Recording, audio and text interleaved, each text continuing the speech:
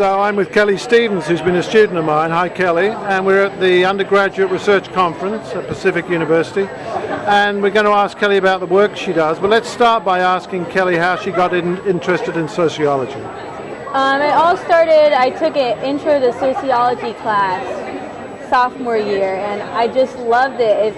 I felt like I was always wondering, I was initially interested in psychology and I always had this passion for understanding people.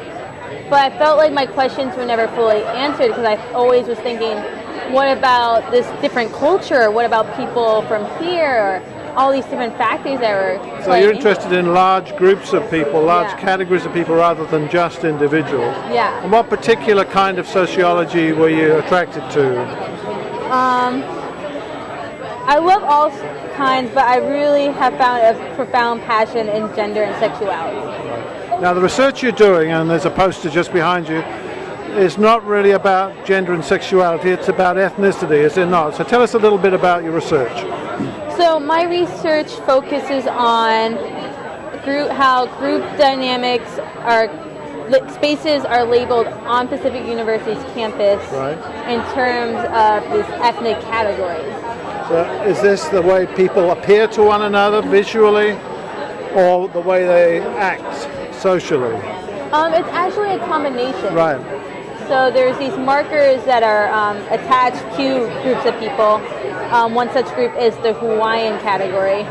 And physical markers such as shorts and slippers, or also known as flip-flops, or walking at a slower pace, lingo that is used, even physical, racial characteristics get attached to this group. So a series of stereotypes emerges from these markers, would you say? Yes. So what were you particularly looking at? The way groups form or the way hostilities form? What particular aspect?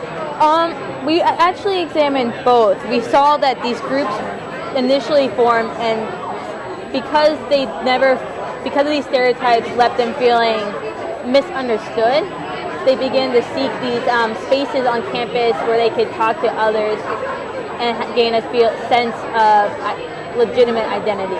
So people tend to hang out with people like themselves? Exactly.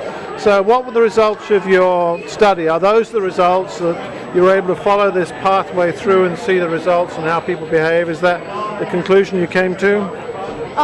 Yes, that is one of the conclusions we came to. We also came to the conclusion that when these spaces become labeled as Hawaiian, it also masks there's white privilege that's occurring on campus.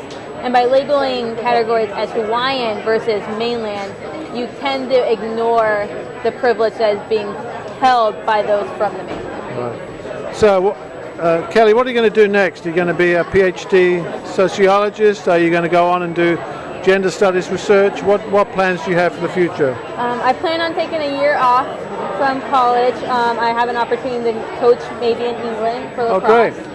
And after that, I plan to pursue my PhD in sociology, probably towards a gender and sexuality field. Sounds great. Thank you so much. Thank you, Chris.